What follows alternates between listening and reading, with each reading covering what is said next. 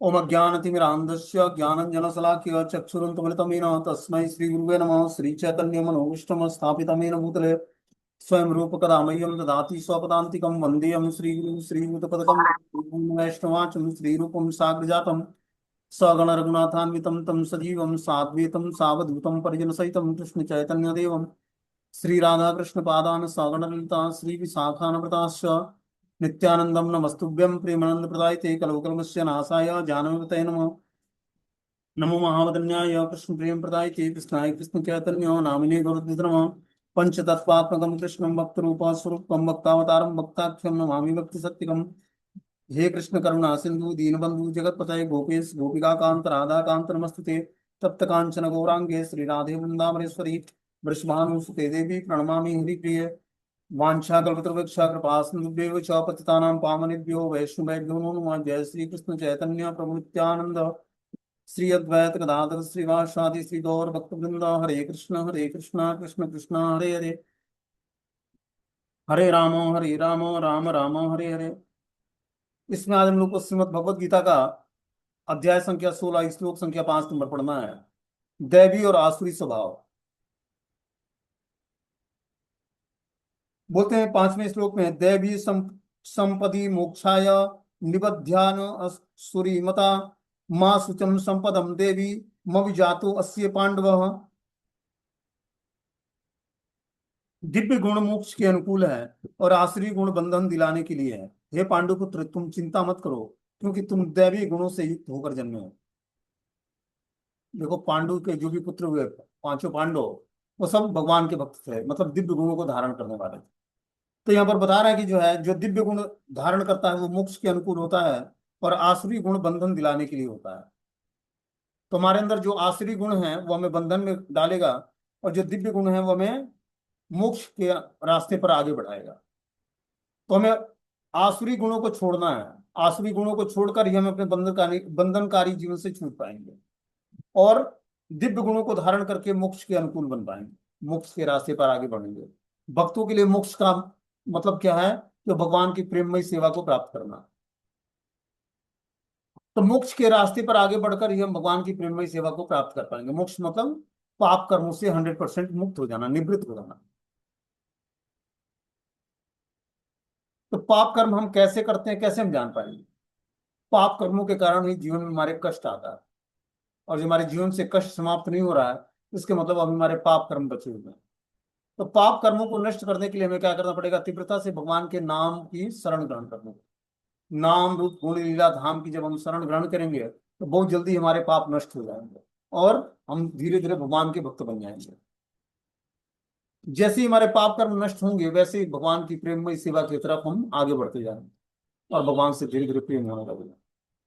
क्योंकि जो जो हम नाम जब करते हैं, इसका पहला कार्य है कि हमारे समस्त पाप कर्मों को छुटकारा दिलाना। तो पाप कर्म जब छूटने लगता है, हमारे नष्ट होने लगते हैं, तो हमें लगता है कि भगवान कुछ हमसे छीन रहा है। समझ बात है? पाप कर्म करने का मतलब का परिणाम ही हमें पूरा परिवार एक बगीचे की तरह मिला हो। इसमें हम कभी सुख का अनुभव करते हैं, कोई हमारे दुख का कारण बनता है, कोई हमें सुख देता है। ये किस कारण से है? हमारे कर्मों के कारण है। इसी कर्मों के परिणाम से छूटना है। जब हम तीव्रता से भगवान के भजन में जुड़ेंगे, और पारिवारिक जीवन के संबंधों को अच्छे तरीके से निभाते हुए भगवान की सेवा करेंगे, तब जाकर धीरे धीरे बंधनकारी जीवन से मुक्ति। और एक स्थिति ऐसी आएगी कि अब हम आनंदमय जीवन की जो हमारी तलाश अनेक जन्मों से, वो पूरी हो जाएगी इसी जीवन में। हर व्यक्ति आनंद की खोज में, लेकिन आनंद किस में खोजता है? वो धन में आनंद खोजता है, जड़ वस्तुओं में आनंद खोजता है, पारिवारिक संबंधों में आनंद खोजता है। और वास्तविक आनंद कहाँ है? भगवान में। तो भगवान में वो आनंद उसको मिलता नहीं है, इसलिए वो शारीरिक संबंधों में आनंद खोजता है, और शारीरिक संबंधों में आनंद होता नहीं है। तो आनंद की तलाश हम गलत जगह पे कर रहे हैं। जब हमारा गोल क्लियर होगा कि हमें आनंद प्राप्त करना है, और अभिधेय क्या है, प्रयोजन क्या है, उद्देश्य क्या है, उस उद्देश्य को प्राप्त करने के लिए रास्ता क्या है, जब हमारा ये सब डिसाइड होगा पहले से, तब हम अच्छे तरीके से उद्देश्य और संबंध और अभिधेय और प्रयोजन को जान पाएंगे कि संबंध हमारा भगवान से क्या है।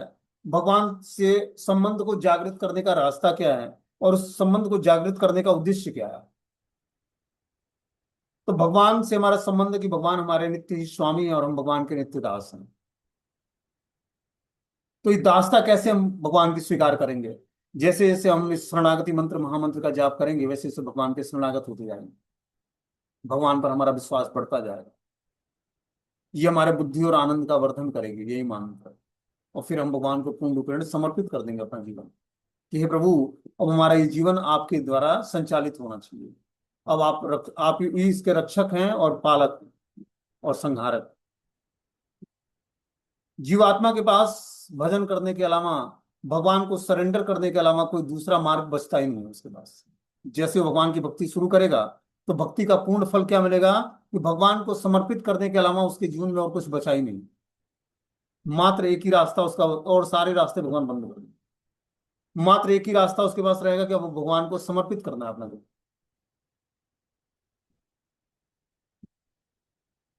जैसे क्या होता है, विवाह होता है, विवाह संस्कार के बाद पत्नी पूर्ण रूपेण अपने पति को अपना जीवन समर्पित कर देती है, शरीर से मन से बुद्धि से जो भी है, वो पूर्ण रूपेण पति को शरणागत हो जाती है। और पत्नी के सारे पाप कर्मों को पति को भोगना पड़ता है। उसी तरह जब हम पूर्ण शरणागति भगवान की ले लेते हैं तो भगवान क्या करते हैं, सर्वधर्मान परित्यज्य माम एकम शरणम व्रज, तो मात्र मेरी शरण में आओ, तब अहम तुम सर्व पापेभ्यो मोक्षयिष्यामि। मैं तुम्हें समस्त पापों से मुक्त करूंगा, तुम डरो मत। उसी प्रकार जब जीवात्मा पूर्ण रूपेण भगवान के शरणागत हो जाता है तो भगवान उसको मुक्ति प्रदान करते हैं, अपनी भक्ति प्रदान करते हैं, उससे पहले नहीं। क्योंकि उससे पहले भक्ति प्राप्त कर लेगा वो, उससे पहले भक्ति प्राप्त होगी भी नहीं। और जो बाई चांस कहीं प्राप्त भी कर रहता तो मिसयूज करेगा उसका, भगवान की शक्तियों का गलत उपयोग करेगा। इसीलिए वो क्या करते हैं, भगवान पहले उसके समस्त धर्मों का परित्याग कराते हैं उससे। समस्त धर्मों का परित्याग मतलब जितने भी कैटर धर्म पाल रखे हैं, अलग अलग देवी देवताओं की उपासना, अलग अलग रिलेटिव से रिलेशनशिप, जिसका कोई आध्यात्मिक जीवन में या भौतिक जीवन में उससे सुख नहीं है, सुविधाएं नहीं है, और भगवान की भक्ति से विमुख करा हुआ वो संबंध, तो ऐसे संबंधों को भगवान क्या करते हैं, समाप्त करा देते हैं। और फिर उससे अपना भगवान से उसका संबंध जागृत होता है। बिना भौतिक संसार के संबंधों को तोड़े हुए हम आध्यात्मिक संसार के संबंधों को जागृत नहीं कर पाए।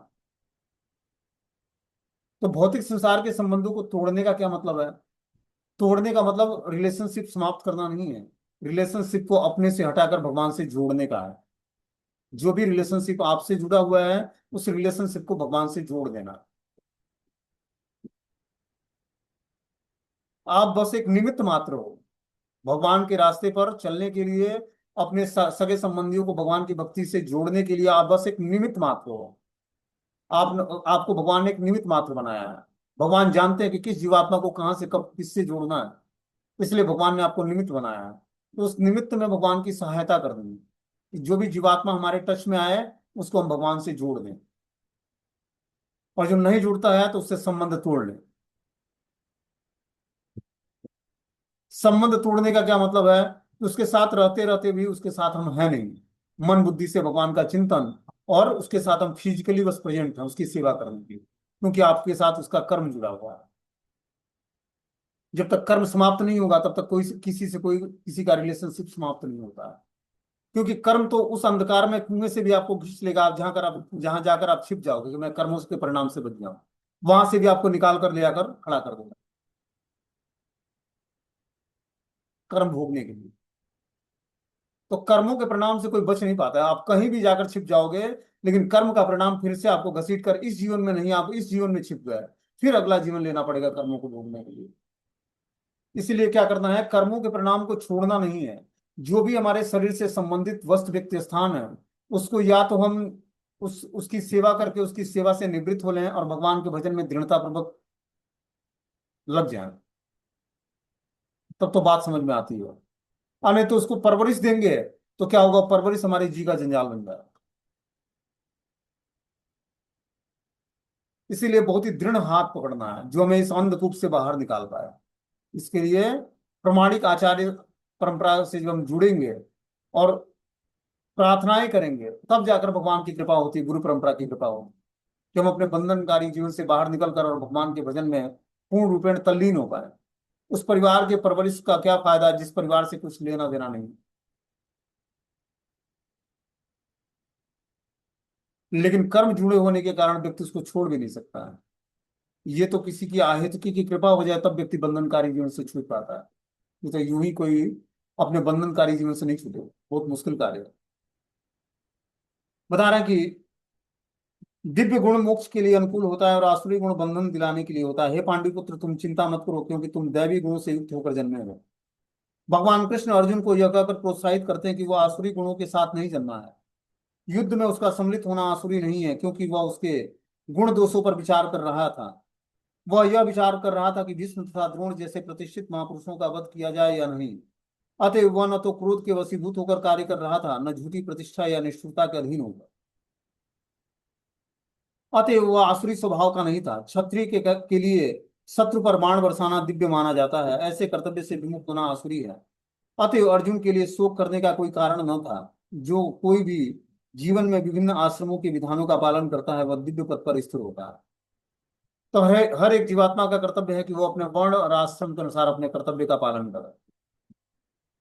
जिस भी वर्ण और आश्रम में है उस वर्ण और आश्रम के नियमों का पालन करते हुए और भगवान की भक्ति में तत्पर हो।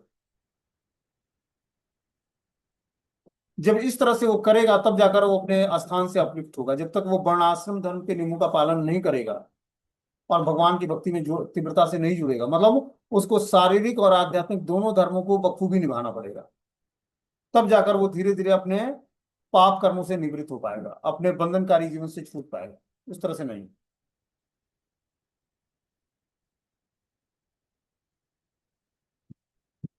बता रहे हैं वो यह विचार कर रहा था कि अर्जुन यह विचार कर रहा था कि भीष्म तथा द्रोण जैसे प्रतिष्ठित महापुरुषों का वध किया जाए या नहीं। अतः वह न तो क्रोध के वशीभूत होकर कार्य कर रहा था, न झूठी प्रतिष्ठा या निष्ठुरता के अधीन होकर।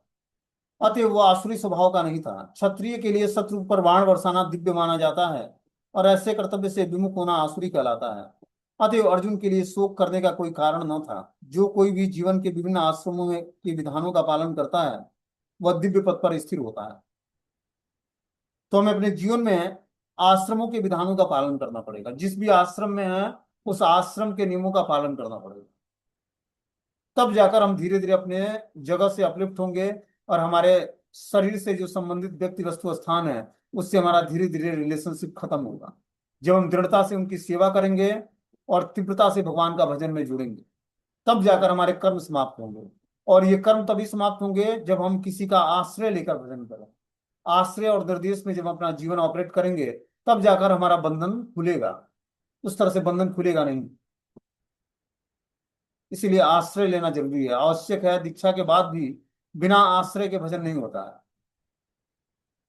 दीक्षा लेने के बाद भी हमें एक ऐसा हमारे पास एक उचित स्रोत होना चाहिए जिससे हम बातों को अपने पारिवारिक जीवन के मसलों का डिस्कशन करके और उससे अपने पारिवारिक जीवन के मसलों को सुलझाकर हम उस आध्यात्मिक जीवन में प्रोग्रेस कैसे करें, इसके लिए क्वेश्चन पूछना चाहिए उसको। तब जाकर उसका आध्यात्मिक प्रोग्रेस होगा। बोलते हैं द्वे भूत सर्गोलोके अस्मिन् देव आसुर एव च देवो विस्तरसः प्रोक्तम आसुरम पार्थ में सुन। हे प्रथापुत्र, इस संसार में सृजित प्राणी दो प्रकार के हैं, दैवी तथा आसुरी। मैं पहले ही विस्तार से तुम्हें दैवी गुण बता चुका हूँ। अब मुझसे आसुरी गुणों के विषय में जानो। अब भगवान दैवी गुणों के बारे में तो बता चुके हैं कि 26 प्रकार के दिव्य गुण को भक्तों के अंदर कल्टीवेशन करना चाहिए, अपने अंदर विस्तार विकसित करना चाहिए। अब भगवान आगे जो है आसुरी गुणों का वर्णन करना चाहते हैं। बोलते हैं अर्जुन को यह कहकर कि वह दैवी गुणों से संपन्न है, भगवान कृष्ण अब उसे आसुरी गुण बताते हैं। इस संसार में बद्ध जीव दो श्रेणी के में बटे होते हैं। जो जीव दिव्य गुणों से संपन्न होते हैं वे नियमित जीवन बिताते हैं, अर्थात वे शास्त्रों और विद्वानों द्वारा बताए गए आदेशों का निर्वाह करते हैं। मनुष्य को चाहिए कि प्रामाणिक शास्त्रों के अनुसार कर्तव्य निभाए। यह प्रकृति दैवी कहलाती है। जो शास्त्र विहीन विधानों को नहीं मानता और अपनी सनक के अनुसार कार्य करता है वह आसुरी कहलाता है। शास्त्रों के विधि विधानों के प्रति आज्ञा भाव ही एकमात्र कसौटी है, अन्य कोई अन्य नहीं। वैदिक साहित्य में उल्लेख है कि देवता और असुर दोनों ही प्रजापतियों से उत्पन्न हैं। अंतर इतना ही है कि एक श्रेणी के लोग वैदिक आदेशों को मानते हैं और दूसरे नहीं मानते। तो इस समाज में दो तरह के लोग पाए जाते हैं, एक तो आसुरी और दूसरे दैवी दैवी लोग। दैव्य मतलब दैवी गुणों से संपन्न व्यक्ति। तो जो व्यक्ति भगवान के आदेश का पालन करता है वो दैवीय व्यक्ति, दैवीय शक्ति से संपन्न हो जाता है। और जो व्यक्ति भगवान के आदेश का पालन नहीं करता, मनमाने ढंग से कार्य करता है, वो आसुरी व्यक्ति कहलाता है। बोलते हैं जो शास्त्र विहीन विधानों को नहीं मानता, शास्त्र विहित विधानों को नहीं मानता और अपनी सनक के अनुसार कार्य करता है, वो आसुरी कहलाता है। शास्त्र के विधि विधानों के प्रति आज्ञा भाव ही एकमात्र कसौटी है, अन्य कुछ नहीं। वैदिक साहित्य में उल्लेख है कि देवता और असुर दोनों ही प्रजापतियों से उत्पन्न हैं। अंतर इतना ही है कि एक श्रेणी के लोग वैदिक आदेशों को मानते हैं और दूसरे नहीं मानते। तो जो नहीं मानता, वैदिक आदेशों का पालन नहीं करता, वो आसुरी व्यक्ति कहलाता है। और जो आदेशों का पालन करता है वो दैवी देवता कहलाता है। बोलते हैं प्रवृत्तिम च निवृत्तिम च जना न विदुरासुरा न शौचम नापि चाचारो न सत्यम तेषु विद्यते। जो आसुरी हैं वे यह नहीं जानते कि क्या करना चाहिए और क्या नहीं करना चाहिए। उनमें न तो पवित्रता, न उचित आचरण, न ही सत्य पाया जाता है। क्या बता रहे हैं यहाँ पर कि जो व्यक्ति आसुरी है वह यह नहीं जानता कि क्या करनी है और क्या करने योग्य नहीं। उसमें न तो पवित्रता होती है, न उचित आचरण होता है, न सत्य पाया जाता है। प्रत्येक सभ्य मानव समाज में कुछ आचार्य संहिताएं होती हैं जिनका प्रारंभ से पालन करना होता है। विशेषतः आर्यगण जो वैदिक सभ्यता को मानते हैं अत्यंत सभ्य माने जाते हैं, इसका पालन करते हैं। किंतु जो शास्त्रीय आदेशों को नहीं मानता वे असुर समझे जाते हैं। इसलिए यहाँ पर कहा गया कि असुर गण न तो शास्त्रीय नियमों को जानते हैं, न इसके पालन करने में अपनी प्रवृत्ति पाई जाती है। उसमें से अधिकांश इस नियमों का पालन नहीं जानते। जो थोड़ी से लोग जानते भी हैं, इनमें उनमें इनके पालन करने की प्रवृत्ति नहीं होती है। उन्हें न तो वैदिक आदेशों से में कोई श्रद्धा होती है, न ही वह उसके अनुसार कार्य करने के इच्छुक होते हैं। तो क्या बता रहे हैं यहाँ पर, प्रत्येक सभ्य मानव समाज कुछ आचार्य संहिता होती है। जो सभ्य मानव समाज है उसमें कुछ आचार्य संहिताएं होती हैं, मतलब कुछ सिद्धांत होते हैं जिसको पालन करना होता है, जिसका प्रारंभ से ही पालन करना होता है। विशेषतः आर्यगण जो वैदिक सभ्यता को मानते हैं अत्यंत सभ्य माने जाते हैं, इसका पालन करते हैं। किंतु जो शास्त्रीय आदेशों को नहीं मानता वे अशुद्ध समझे जाते हैं। तो कुछ लोग ऐसे होते हैं जो शास्त्रीय आदेशों का पालन नहीं करते या मानते नहीं, वो आसुरी व्यक्ति कहलाता है।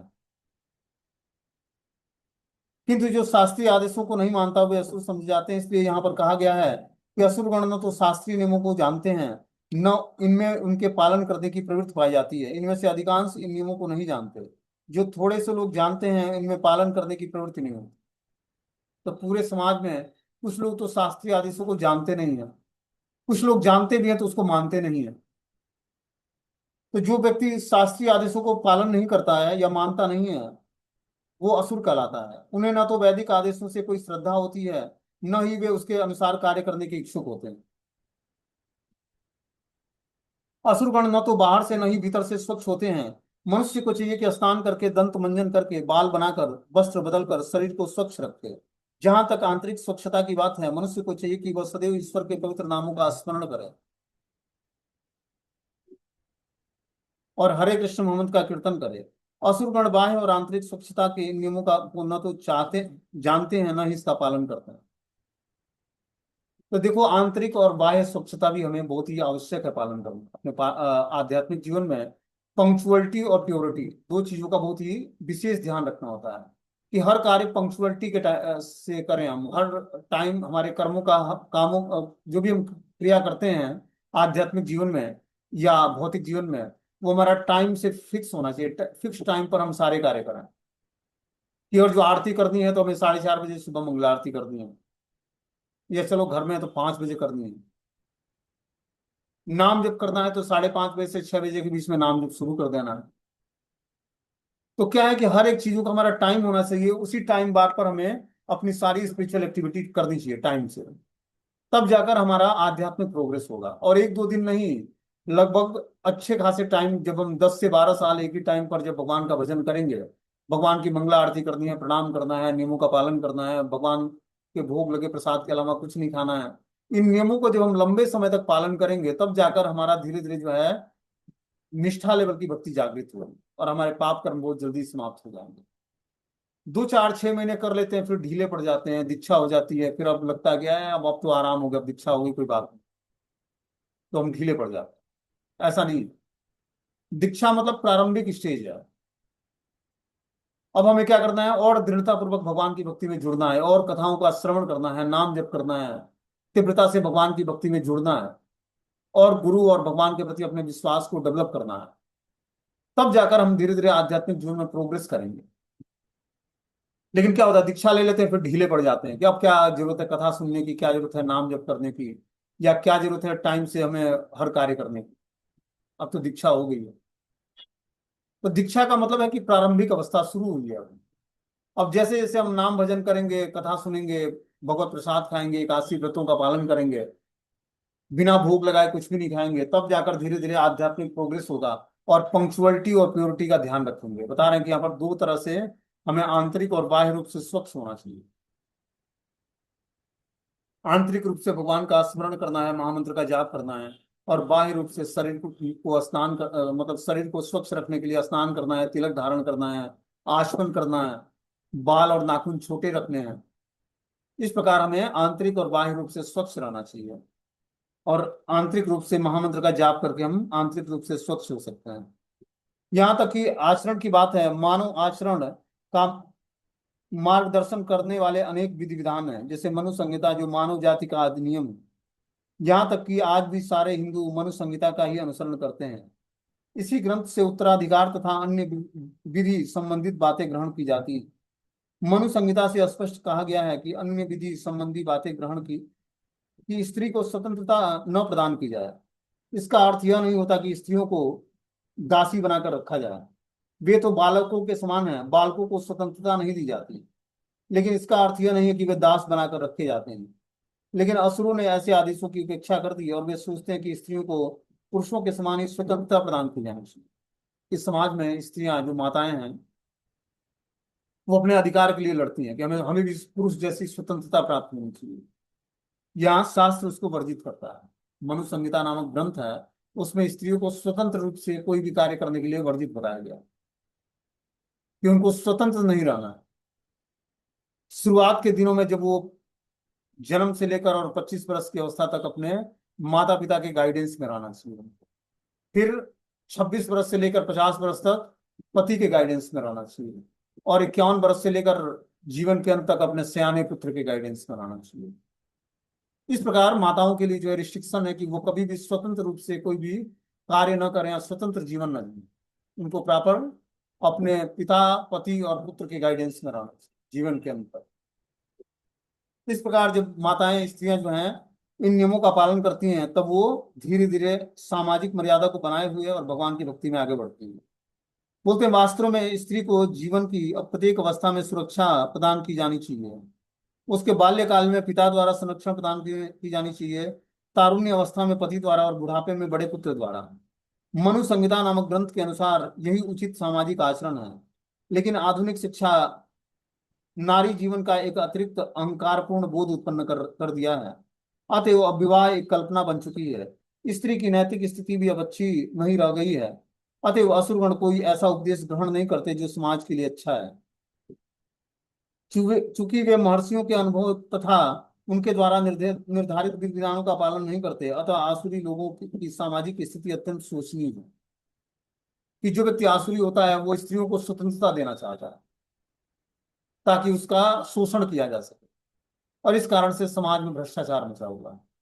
यहाँ पर बताया जा रहा है कि जो है उसको जीवन के अंत तक प्रॉपर निर्देश में होना चाहिए, प्रॉपर गाइडेंस में होना चाहिए। शुरुआत के 25 वर्ष तक माता पिता, उसके बाद 26 वर्ष से लेकर 50 वर्ष तक अपने पति के गाइडेंस में, और 51 वर्ष से लेकर जीवन के अंत तक अपने पुत्र, सियाने पुत्र के गाइडेंस में उसको जीवन चलाना चाहिए, निर्देश में कार्य करना चाहिए, और उनसे पूर्ण रूप से सुरक्षित रहना चाहिए। तब जाकर जो है समाज में संतुलन बना रहेगा। क्योंकि स्त्रियों के भ्रष्ट होने से क्या होता है, वर्ण संकर उत्पन्न होता है, और क्या होता है समाज में जो है अराजकता फैलती है। बोलते हैं असत्यम प्रतिष्ठम ते जगदाहुरीश्वर अपरस्यम संभूतम किमन्य काम हेतुकम। वे कहते हैं कि यह जगत मिथ्या है, इसका कोई आधार नहीं है, और इसका नियमन किसी ईश्वर द्वारा नहीं हुआ है। उनका कहना है कि यह काम इच्छा से उत्पन्न होता है, और काम के अतिरिक्त कोई अन्य कारण नहीं है। असुर लोगों का यही मानना होता है कि ये जगत मिथ्या है, जगत की कुछ वास्तविकता नहीं है। आसुरी व्यक्ति का ये मानना होता है। वो इसका इसका कोई आधार नहीं मानता है कि इस भौतिक संसार का कोई आधार नहीं है। इसका नियमन किसी ईश्वर द्वारा नहीं हुआ। उनका कहना है कि यह काम इच्छा से उत्पन्न है और काम के अतिरिक्त कोई अन्य कारण नहीं है। यह असुरी व्यक्ति की मेंटालिटी होती है। वो इस भौतिक संसार को मिथ्या मानता है, ये जगत मिथ्या है। लेकिन ये जगत मिथ्या नहीं है। ये टेम्पररी जरूर है लेकिन मिथ्या नहीं है, क्योंकि भगवान के द्वारा बनाया हुआ, भगवान की भौतिक शक्ति से निर्मित है। तो भगवान के द्वारा निर्मित की हुई कोई भी वस्तु जो है मिथ्या नहीं हो सकती है। तो भगवान के द्वारा ये भौतिक सृष्टि का निर्माण मिथ्या नहीं है। क्या है ये? परमानेंट नहीं है लेकिन भगवान के द्वारा बनाया हुआ। और क्या बता रहे हैं, इसका कोई आधार नहीं है। आधार कैसे नहीं है? भगवान के द्वारा निर्मित है तो निश्चित रूप से इसके आधार भगवान है। और इसका नियमन किसी ईश्वर द्वारा नहीं होता। ये भौतिकतावादी जो मायावादी है, उनके ये सिद्धांत होते हैं कि जो ये भौतिक संसार है इसका कोई ईश्वर निर्माण नहीं करता है। उनका कहना होता है कि यह काम इच्छा से उत्पन्न है और काम के अतिरिक्त कोई अन्य कारण नहीं। तो जो आसुरी व्यक्ति होता है उसको लगता है कि भौतिक संसार जो है काम इच्छाओं के कारण ही उत्पन्न हुआ है। कि और जो व्यक्ति काम इच्छाओं को तृप्त करता रहता है तो सृष्टि विस्तार करती रहती है। स्त्री पुरुष का संग इस भौतिक संसार में क्या है? सृष्टि का विस्तार करने, सृष्टि में को प्रोग्रेस दिलाने के लिए। तो आसुरी व्यक्ति की यही मेंटालिटी होती है कि समाज में और जो कामेच्छा है तो क्या होगा, समाज अच्छे तरीके से प्रोग्रेस करेगा। उसकी ये मेंटालिटी होती है। तात्पर्य बता रहे हैं कि आसुरी लोग यह निष्कर्ष निकालते हैं कि ये जगत माया जाल है, इसका न कोई कारण है, न कार्य, न नियामक, न कोई प्रयोजन। हर वस्तु मिथ्या है। उनका कहना है कि ये दृश्य जगत आकस्मिक भौतिक क्रियाओं के प्रतिक्रियाओं के कारण है। वो यह नहीं सोचते कि ईश्वर ने किसी प्रयोजन से इस संसार की रचना की है। उनका अपना सिद्धांत है, यह संसार अपने आप उत्पन्न हुआ है और ये विश्वास करने का कोई कारण नहीं है कि इसके पीछे किसी ईश्वर का हाथ है। तो आसुरी व्यक्ति भगवान के अस्तित्व को ठुकरा देता है, भगवान के अस्तित्व को मानता है। वो ये नहीं मानता है कि समस्त कारणों के कारण कृष्ण है, भगवान है। यही आसुरी मेंटालिटी है। जब तक व्यक्ति के अंदर प्रभुत्व जताने की इच्छा होती है और समस्त कारणों का कारण भगवान को न मानकर अपने को मानता है, तब तक वो व्यक्ति आसुरी लक्षणों से को धारण किए होता है। जब वो आसुरी लक्षणों को छोड़ता है तब वो धीरे धीरे भगवान पर डिपेंड होता है। और वो जान पाता है कि भौतिक संसार भी भगवान के द्वारा ही निर्मित है, जिसमें बद्ध जीवों को सजा देने के लिए भगवान ने भौतिक संसार बनाया। कि यहाँ पर व्यक्ति जो है प्रताड़ित होता है, फिर भगवान की तरफ मुड़ता है और भगवान का भजन करके फिर भगवान के धाम जाता है नित्य रूप। तो ये तभी हो पाएगा जब हम दैवी गुणों को धारण करेंगे, तब हम इस संसार की वास्तविकता को जानेंगे कि ये भगवान के द्वारा प्रकटित किया हुआ संसार है, जिसमें जीवात्माओं को भगवान के द्वारा त्रैताप देकर माता दुर्गा के द्वारा उसको भगवान की तरफ मोड़ने का प्रयास किया जाता है कि हर एक जीवात्मा भगवान की तरफ मुड़ जाए। लेकिन जिद्दी जो जीवात्मा है भगवान के अस्तित्व को ठुकरा कर क्या करता है, खुद भोक्ता बनने का प्रयास करता है, खुद स्वामी बनने का प्रयास करता है। इस कारण से उस बद्ध जीवन से छूट नहीं पाता। जब तक हम भगवान के दास के रूप में अपना पहचान नहीं कर लेते, तब तक इस भौतिक संसार से कोई भी जीवात्मा छूटने वाला नहीं। माया उसको प्रताड़ित करती रहेगी, त्रैताप देकर उसको फिर से भौतिक संसार में बार बार जन्म मृत्यु जरा व्याधि दुख दोषानुदर्शन में फंसाए रखेगी। इसीलिए क्या करना है, हर परिस्थिति में भगवान की शरण ग्रहण करूंगी। भगवान की कृपा को देखना है, ये मानना है कि ये सृष्टि भगवान ने बनाई है, किस कारण से? भोग करने के लिए नहीं। ये सृष्टि बनाई है भगवान ने भजन करने के लिए। मनुष्य जीवन दिया सुरक्षित और कंप्लीट, तो उसका उपयोग क्या करना है, हमें भगवान की भक्ति में जोड़ने के लिए। और जब हम इस शरीर को, स्वस्थ शरीर को भगवान की सेवा में नहीं लगाएंगे, तो इसी शरीर में रोग और व्याधियां और बुढ़ापा सारी चीजें आने वाली हैं। इसीलिए टाइम रहते हमें इसको क्या करना है, भगवान की दिव्य सेवा में जोड़ देना। तो दिव्य सेवा में जोड़ते ही क्या होगा, ये शरीर आध्यात्मिक बन जाए, क्योंकि भगवान की सेवा में जुड़ी हुई हर वस्तु आध्यात्मिक हो जाती है। इस शरीर को भी हमें आध्यात्मिक बनाने के लिए क्या करना पड़ेगा, भगवान से जोड़ना पड़ेगा।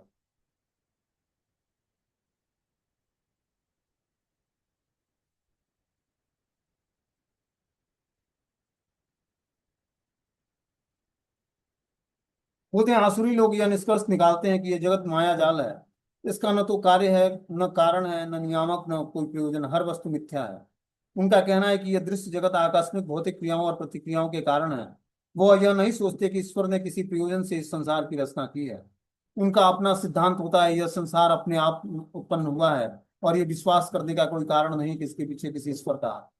ये आसुरी मेंटालिटी, ये आसुरी प्रकृति के लोग इस भौतिक संसार को ईश्वर के द्वारा निमित्त नहीं मानते। उनके लिए आत्मा तथा पदार्थ में कोई अंतर नहीं है, वे परम आत्मा को स्वीकार नहीं करते। उनके लिए हर वस्तु पदार्थ मात्र है, और ये पूरा जगत मानो अज्ञान का पिंड है।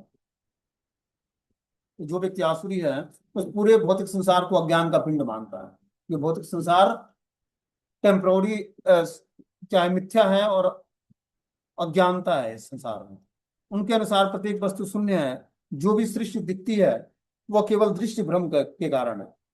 उनको ये भौतिक सृष्टि जो है दृष्टि जो है उनकी बता रहे कि दृष्टि भ्रम के कारण ये भौतिक संसार उनको दिखता है। वे इसे सोच मान बैठते हैं कि विभिन्नताओं से पूर्ण यह सारी सृष्टि अज्ञान का प्रदर्शन है। जिस प्रकार स्वप्न में हम ऐसी अनेक वस्तुओं की सृष्टि कर सकते हैं जिसका वास्तव में कोई अस्तित्व नहीं है, अतएव जब हम अपने जग जाते हैं तो देखते हैं कि सब कुछ स्वप्नवत मात्र था। कि हम स्वप्न में किसी अलग सृष्टि का निर्माण कर देते हैं, लेकिन जगते हैं तो पता लगता है कि सृष्टि था ही नहीं जिसके जिसकी हम कल्पना कर रहे थे स्वप्न में। उसी तरह इस भौतिक संसार में हम एक स्वप्न के तुल्य देखते हैं इसको। जब तक हम राजसी गुणों को और तामसिक गुणों को धारण करते हैं तब तक हम स्वप्न में रहते हैं। लेकिन जैसे ही सात्विक गुणों को धारण करते हैं वैसे ही हम अपने इग्नोरेंस हमारा समाप्त हो जाता है, और हम प्रकाश के मार्ग पर आ जाते हैं। हमारा अंधकार का मार्ग समाप्त हो जाता है, इग्नोरेंस समाप्त हो जाता है। रजोगुण और तमोगुण हमारे अंदर अहंकार उत्पन्न करता है, मिथ्या अहंकार, जो वास्तविकता नहीं होती है। लेकिन सात्विक गुणों को धारण करने पर हम वास्तविक अहंकार से वाकिफ होते हैं कि हम भगवान के नित्य दास हैं और भगवान हमारे नित्य स्वामी हैं। इस प्रकार हमें धीरे धीरे सात्विक गुणों को डेवलप करके और मिथ्या अहंकार से छूटना है। मिथ्या अहंकार में जीवात्मा अपने को समस्त कारणों का कारण अपने को स्वयं मानता है। मिथ्या मतलब झूठा। लेकिन जब वही जीवात्मा सात्विक गुणों को धारण करता है तो समस्त कारणों का कारण भगवान को मानता है, और ये मानता है कि भौतिक सृष्टि भगवान के द्वारा निमित्त है, हम जीवात्माओं को भोग की सुविधा प्रदान करने के लिए और भक्ति की सुविधा प्रदान करने के लिए। दोनों सुविधाएं देती है भौतिक संसार। जीवात्मा के को फ्री विल भगवान ने दिया है कि वो अपने फ्री विल का उपयोग क्या करता है, भोग के लिए या भक्ति के लिए। अपनी स्वतंत्रता का उपयोग और जब भक्ति के लिए करेंगे तो धीरे धीरे इस जीवन में मुक्ति प्राप्त करके और भगवान की प्रेममय सेवा प्राप्त कर लेंगे। लेकिन इसी अगर जो फ्री विल का उपयोग अगर जो हम गलत कार्य में करते हैं तो क्या होगा, धीरे धीरे हमारा बंधनकारी जीवन और उत्पन्न होगा और हम बंधन में पड़ते जाएंगे। तो स्वतंत्रता का सही उपयोग क्या है कि हम अपने हर एक क्षण को भगवान की दिव्य सेवा में जोड़ दें। तब जो हमारा टाइम सही यूटिलाइज होगा भक्ति में, और हम अच्छे तरीके से भक्ति को जान पाएंगे।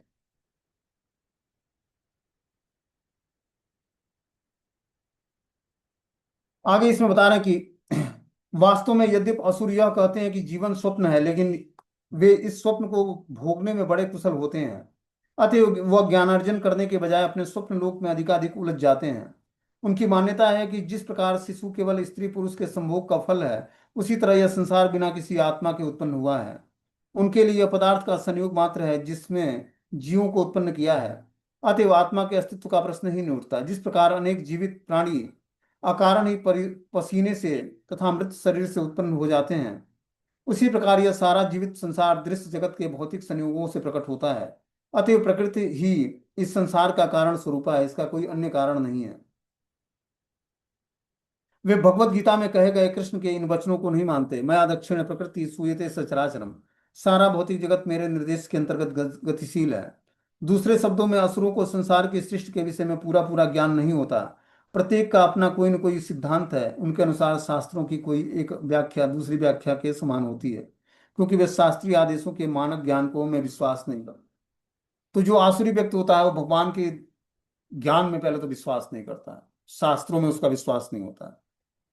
शास्त्रों में विश्वास न होने के कारण भगवान में उसका विश्वास नहीं होता है, और इस कारण से वो आसुरी गुणों को धारण करता है, और ये नहीं मान पाता कि प्रकृति ही संसार की कारण स्वरूपा है, इसका अन्य कोई कारण नहीं है।